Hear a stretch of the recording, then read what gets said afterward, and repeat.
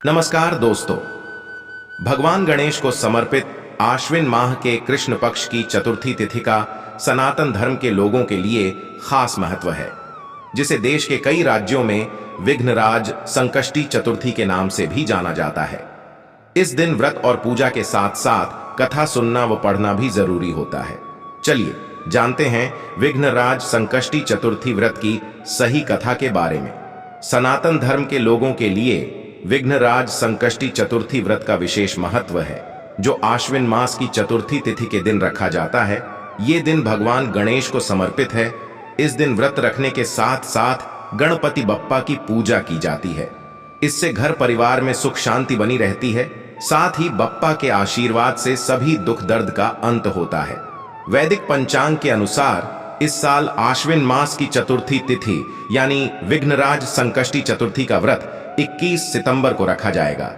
चतुर्थी तिथि पर गणपति जी की पूजा का शुभ मुहूर्त प्रातः काल 7:40 से लेकर सुबह 9:11 पर है। वहीं 21 सितंबर को शाम में 6:19 से लेकर रात 7:47 तक भी पूजा का मुहूर्त है। हालांकि विघ्नराज संकष्टी चतुर्थी की पूजा कथा के बिना अधूरी मानी जाती है। व्रत के साथ साथ कथा सुनने व पढ़ने से ही पूजा का पूर्ण फल मिलता है। चलिए जानते हैं विघ्नराज संकष्टी चतुर्थी की असली व्रत कथा के बारे में।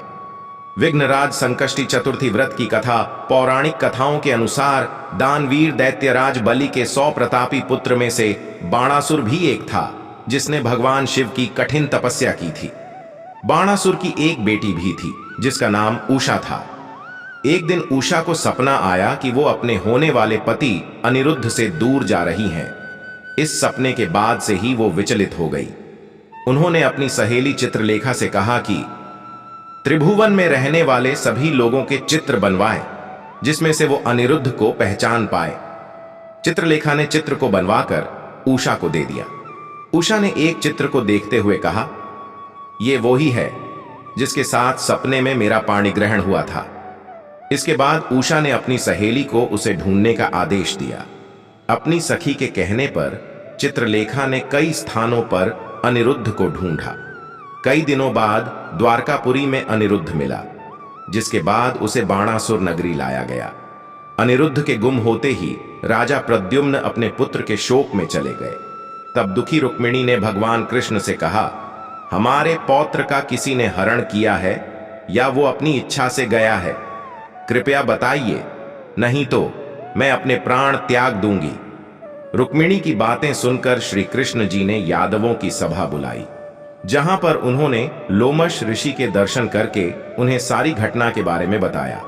तब लोमश मुनि ने कृष्ण जी को बताया कि बाणासुर नगरी की उषा नामक एक कन्या की सहेली चित्रलेखा ने आपके पौत्र का अपहरण किया है, जो बाणासुर के महल में ही है।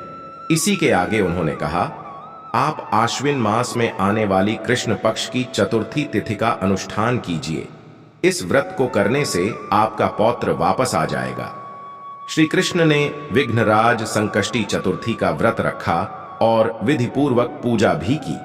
माना जाता है कि इस व्रत के शुभ प्रभाव से ही कृष्ण जी को उनका पौत्र वापस मिला था। धार्मिक मान्यता के अनुसार विघ्नराज संकष्टी चतुर्थी का व्रत करने से संपूर्ण विपत्तियों का नाश होता है। साथ ही जीवन में शांति और धन धान्य का वास होता है। हालांकि बाद में कृष्ण जी ने बाणासुर की सहस्त्र भुजाओं को काटकर उसे युद्ध में पराजित कर दिया था। आपको ये कहानी अच्छी लगी तो चैनल को सब्सक्राइब करें, लाइक करें और कमेंट करें। गणपति बप्पा की जय।